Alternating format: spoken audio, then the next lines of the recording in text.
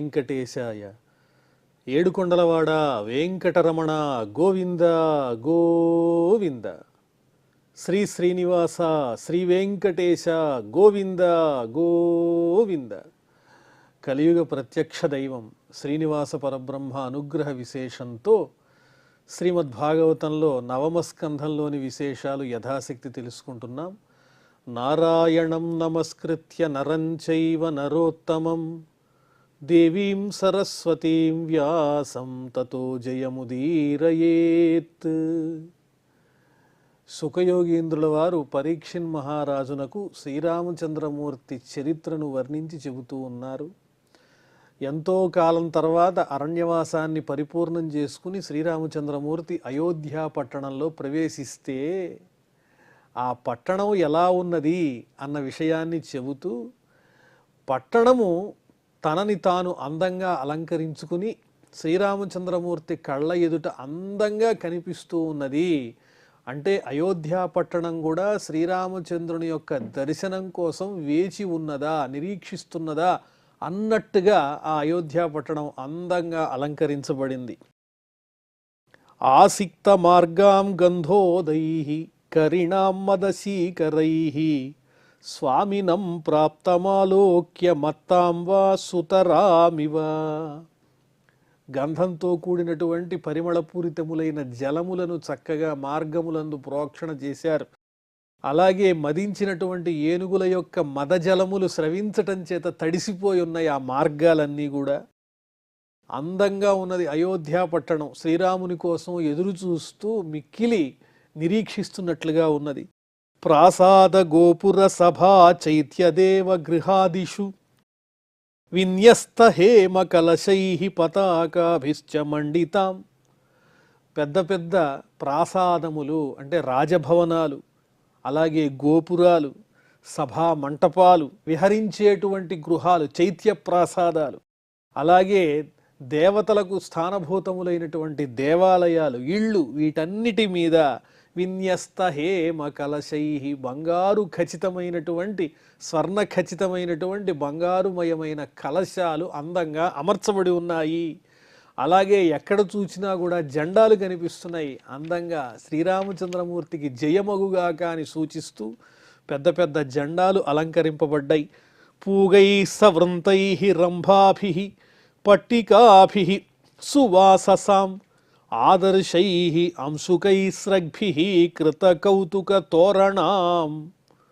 ఇంకా ఎంత చక్కగా ఉన్నది అయోధ్య నగరం అంటే, ఎక్కడ చూచినా పెద్ద పెద్ద ద్వారములకు అటుపక్క ఇటుపక్క ఇంట్లో పూజ చేసుకునేటప్పుడు ఏ విధంగానైతే ద్వారానికి తోరణాలు, అలాగే అరటి చెట్లు తీసుకుని వచ్చి అలంకరిస్తామో, అలాగే అయోధ్య పట్టణం అంతా ద్వారములకు అరటి చెట్లు అలంకరింపబడ్డాయి అందంగా. పోక చెట్లు, పళ్ళ గుత్తులతో చక్కగా అలంకరించారు. అంతేకాదు ఎక్కడ చూసినా అందమైనటువంటి దర్పణాలు కనిపిస్తున్నాయి, అద్దాలు, మంచి వస్త్రములు, పుష్పమాలలు, వీటన్నిటితో ద్వారములన్నింటినీ అలంకరించి ఎటు చూచినా మంగళప్రదంగా, శోభాయమానంగా, మనోహరంగా ప్రకాశిస్తూ ఉన్నది ఆ అయోధ్య పట్టణం.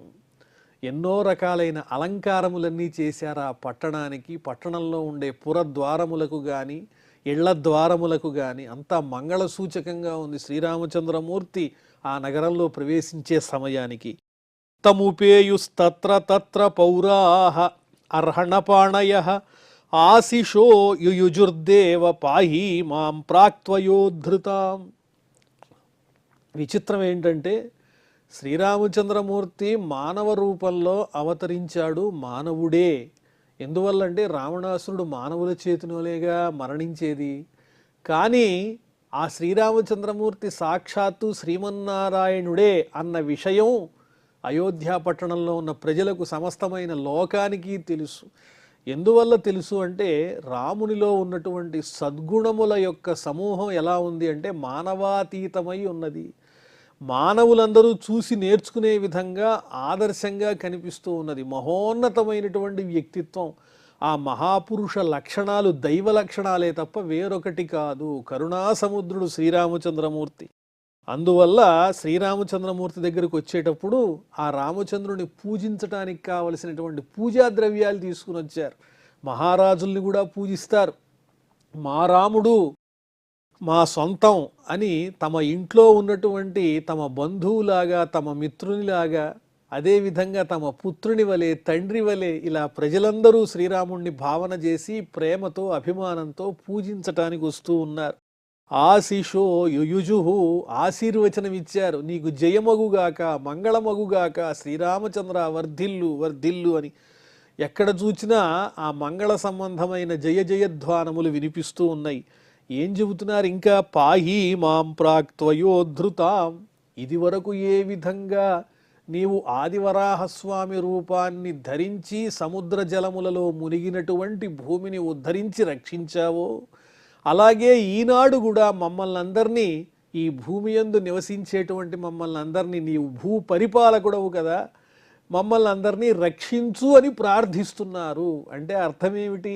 ఆనాడు ఆదివరాహస్వామి రూపాన్ని ధరించినటువంటి ఆ శ్రీ మహావిష్ణువు వేరెవరో కాదు, ఈ శ్రీరామచంద్రమూర్తి అనేటువంటి భక్తిభావంతో నా విష్ణు పృథివీపతి అని వర్ణించినట్లుగా భూమిని పరిపాలించేటువంటి మహారాజు విష్ణుస్వరూపుడే అనే తాదాత్మ్య భావంతో ఆయన సుగుణములకు లొంగిపోయి ఆకర్షితులై శ్రీరామచంద్రమూర్తి యొక్క కరుణా కటాక్ష వీక్షణ ప్రసారముల కోసం నిరీక్షిస్తూ ఆయన్నే తదేకంగా వీక్షిస్తూ తరించిపోతున్నారు అయోధ్యావాసులందరూ.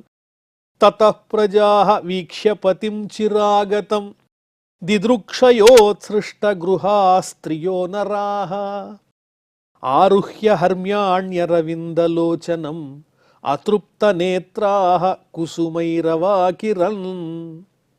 ఎంతో కాలం తర్వాత తమని పరిపాలించేటువంటి ప్రభువు అయోధ్య పట్టణంలో ప్రవేశించాడు. అరణ్యవాసం పరిపూర్తి చేసుకుని ఆయన్ని చూడాలి అనేటువంటి దిదృక్ష అంటే ద్రష్టుమిచ్చ, చూడాలనేటువంటి అత్యుత్సాహంతో ప్రజలందరూ కూడా ఇళ్లను విడిచిపెట్టి స్త్రీలు పురుషులు అనేటువంటి భేదం లేకుండా అహమహమికయ, నేను ముందు చూడాలి, నేను ముందు చూడాలి అనేటువంటి తపనతో మిద్దెలపైకి ఎక్కి హర్మ్యాణి ఆరుహ్య, మిద్దెలపైకి ఎక్కి అరవిందలోచనం, పద్మముల వలె విశాలమైన నేత్రములు కలిగినటువంటి ఆ శ్రీరామచంద్రమూర్తిని అతృప్త నేత్రాహ, ఎంత చూచినా ఆ నేత్రములకు తనివి తీరటం లేదు. దేవతల్లాగా చూస్తున్నారు. దేవతలు కనురెప్పల ఆర్పరు. అలాగే వీళ్ళు కూడా అనిమిషుల వలె, దేవతల వలె అలాగే తదేకంగా రామచంద్రమూర్తి దివ్యస్వరూపాన్ని దర్శిస్తూ తరించిపోతూ కుసుమై రవాకిరన్, పుష్పములు చల్లుతూ ఉన్నారు ఆ శ్రీరామచంద్రమూర్తి మీద నగర ప్రజలందరూ. ఇటువంటి విషయాలు వింటుంటే కళ్ళ ముందు ఆ రామచంద్రుని యొక్క దివ్యమైన స్వరూపం కానీ వైభవం కానీ నేత్రపర్వంగా కనిపిస్తూ ఉంటుంది. అథ ప్రవిష్ట స్వగృహం జుష్టం స్వైః పూర్వరాజభిః అనంతాఖిల కోశాఢ్యం అనర్ఘ్యోరుపరిచ్ఛదం. అలా ఆ అయోధ్య పట్టణంలో ప్రజలందరి చేత చక్కగా స్వాగత సత్కారాలు అందుకుంటూ శ్రీరామచంద్రమూర్తి రాజప్రాసాదంలో ప్రవేశించాడు, రాజభవనంలో ప్రవేశించాడు. ఆ భవనం ఎలాంటిది? పూర్వరాజభిః జుష్టం స్వైః పూర్వరాజభిః, తన వాళ్ళైనటువంటి తమ వంశీయులైన పూర్వపు రాజుల చేత, మహానుభావుల చేత చక్కగా సేవింపబడినది, నివసింపబడినటువంటి ఆ రాజప్రాసాదంలో ఎన్నో ఏళ్ల తర్వాత ప్రవేశించాడు. ఇంకా ఎలాంటిది ఆ రాజప్రాసాదం అంటే అనంతాఖిల కోశాఢ్యం, అంతులేనటువంటి ధనాగారములకు సంపదకు నిలయము ఆలవాలమైనటువంటిది ఆ రాజప్రాసాదం. అనర్ఘ్యోరుపరిచ్ఛదం, ఎంతో విలువైనటువంటి అమూల్యమైన భోగ వస్తువులన్నింటికీ నిలయమైనటువంటిది ఆ రాజప్రాసాదం. అలాంటి రాజభవనంలో ప్రవేశించాడు.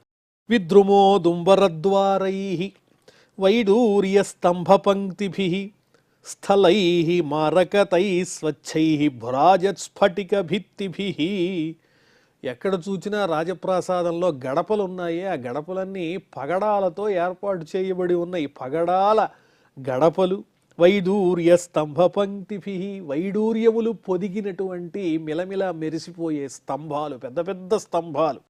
స్థలై మారకతై స్వచ్ఛై, మరకత మణులు అలంకరింపబడిన పొదగబడిన పరచబడినటువంటి ప్రదేశాలు. నేల మీద ఎక్కడ చూసినా మరకత మణులు అలా పరిచి అద్దబడి ఉన్నాయి. భురాజత్ స్ఫటిక భిత్తిభి, ఇంకా గోడలున్నాయే, గోడలన్నీ స్ఫటికంతో అలంకరింపబడ్డాయి. స్ఫటికాలతో నిండిన గోడలు, మరకతములు పొదగబడినటువంటి స్థలములు, వైడూర్యములు చక్కగా అలంకరింపబడిన పెద్ద పెద్ద స్తంభాలు, పగడాలతో నిండిన గడపలు, ఇలా ఎక్కడ చూచినా అమోఘంగా అద్భుతంగా రాజప్రాసాదం, రాజద్వారాలు ఇవన్నీ ప్రకాశిస్తూ ఉన్నాయి. చిత్రస్రగ్భి పట్టికాభి వాసోమణి గణాంశుకై ముక్తాఫలైశ్చిదుల్లాసై కాంతకామోపపత్తిభి. ఆ రాజప్రాసాదం ఇంకా ఎంత వైభవంగా ఉందంటున్నారంటే, రంగురంగుల మాలలన్నీ అలంకరింపబడ్డాయి. ఆ ఇంటిలో ఉన్నటువంటి ద్వారములన్నింటికీ కూడా రకరకాల పుష్పమాలలన్నీ చక్కగా కూర్చి ద్వారాలకు అలంకరించారు. అలాగే చాందినీలు కనిపిస్తూ ఉన్నాయి. అలాగే వాసో మణిగణాంశుకై, చక్కగా వస్త్రాలు, అదేవిధంగా మణులు పొదిగినటువంటి చక్కని అందమైన ఆభరణాలు, అదేవిధంగా ఎక్కడ చూసినా విచిత్రమైన దివ్యమైన కాంతులన్నీ ప్రసరిస్తూ ఉన్నాయి. అనేక రకాలైన మణులు ఒకే చోట ప్రసరిస్తే వాటి కాంతి ఎలా ఉంటుంది? చిత్ర విచిత్రంగా ఉజ్వలంగా ఉంటుంది. వాటితో పాటు రంగురంగుల తోరణాలు, పుష్ప తోరణాలు కూడా అలంకరింపబడి ఉన్నాయి. అంతేకాదు ఉజ్వలమైనటువంటి ముత్యాలతో అలంకరింపబడినటువంటి ప్రదేశాలు కూడా ఉన్నాయి. ఎక్కడ చూసినా ముత్యాల దండలే కనిపిస్తున్నాయి. ఆ రాజభవనంలో, ప్రాసాదంలో ఈ పుష్పమాలల దండలే గోపుర ఆ ద్వారములన్నింటికి అలంకరించారు. అలాగే ముత్యాల దండలు అలంకరించారు, చక్కని పట్టు వస్త్రాలు అలంకరించారు, శుద్ధమైన తెల్లనైన స్వచ్ఛమైన వస్త్రాలతో అలంకరింపబడి ఉన్నాయి ద్వారబంధాలు కానీ ఆయా ప్రదేశాలన్నీ కూడా. ఎక్కడ చూచినా సుందరమైన భోగ సాధనాలు కనిపిస్తూ ఉన్నాయి ఆ రాజప్రాసాదంలో. అలాంటి రాజభవనంలో తమ పూర్వీకులు చక్కగా నివసించి ఆనందించినటువంటి ఆ రాజభవంతిలో శ్రీరామచంద్రమూర్తి అడుగు పెడుతున్నాడు. ధూపదీపై సురభిభి మండితం పుష్పమండనై స్త్రీపుంభి సురసంకాశై జుష్టం భూషణభూషణై. చక్కగా దీపాలు వెలుగుతున్నాయి. ఆ దీపాలతో పాటు సుగంధపూరితములైనటువంటి ధూపములు కూడా చక్కగా ఆ పొగలు, ధూపముల యొక్క ఆ పొగలన్నీ వ్యాపించి సువాసనాపూరితంగా ఉంది రాజప్రాసాదం. ఎక్కడ చూచినా చక్కని సువాసనలే. అలాగే పుష్పములతో అలంకరింపబడి ఉన్నది. ఆ రాజప్రాసాదంలో ఉన్నటువంటి స్త్రీ పురుషులు ఎలా ఉన్నారు? సాక్షాత్తు దేవతలే నేల మీద నడుస్తున్నారా అన్నట్లుగా విచిత్రమైన, దివ్యమైన, పవిత్రమైన చక్కని వేషధారణతో చూడంగానే వీళ్ళు దేవతలే తప్ప నరమాతృలు కాదనిపించే విధంగా దైవ లక్షణాలతో స్త్రీ పురుషులందరూ రాజప్రాసాదంలో సంచరిస్తూ కనిపిస్తూ ఉన్నారు. జుష్టం భూషణభూషణై, వాళ్ళు అలంకరించుకున్నటువంటి అలంకారాల వల్ల వాళ్ళకు అందం రావడం కాదు, వాళ్ళ సౌందర్యం వల్ల వాళ్ళు అలంకరించుకున్నటువంటి అలంకారాలకే చక్కని అలంకారంలా ఉన్నది.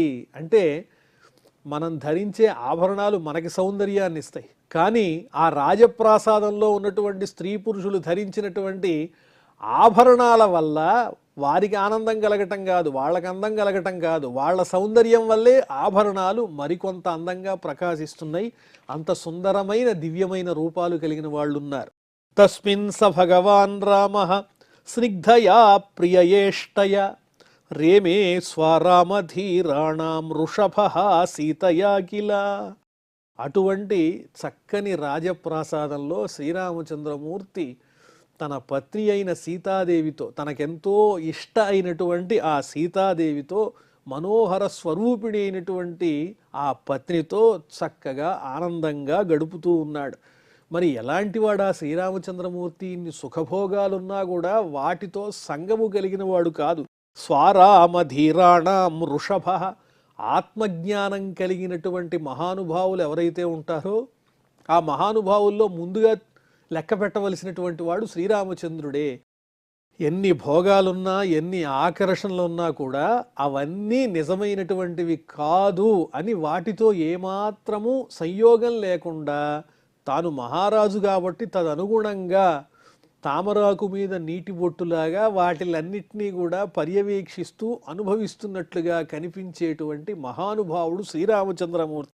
స్వారామధీరాణం వృషభ, ఆత్మజ్ఞానం కలిగిన మహానుభావుల్లో ముందుగా లెక్క పెట్టదగినటువంటి ఆ శ్రీరామచంద్రమూర్తి అత్యద్భుతమైన రాజప్రాసాదంలో తన భార్య అయినటువంటి సీతాదేవితో చక్కగా కాలం గడుపుతున్నాడు. బుభుజేచ యథాకాలం కామాన్ ధర్మమపీడయన్ వర్షపూగాన్ బహూన్ నృణాం అభిధ్యాతాంఘ్రి పల్లవ. మానవులందరి చేత ధ్యానింపబడేటువంటి చక్కని చిగురుటాకుల వంటి పాదపద్మములు కలిగినటువంటి వాడు శ్రీరామచంద్రమూర్తి.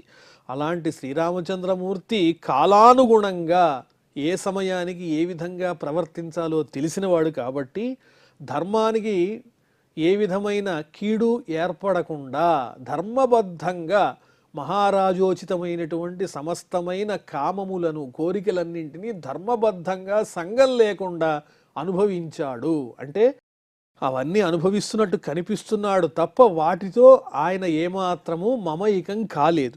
వర్షపూగాన్ బహూన్, ఈ విధంగా ఎన్ని సంవత్సరాలు అంటే లెక్క పెట్టలేనన్ని ఎన్నో సంవత్సరాల పాటు ఆ రాజప్రాసాదంలో ప్రజల యోగక్షేమాలు చూస్తూ హాయిగా ఆయన ధర్మబద్ధంగా జీవనాన్ని గడిపారు అని చెప్పారు. ఇక్కడితో మనకు ఈ నవమ స్కంధంలో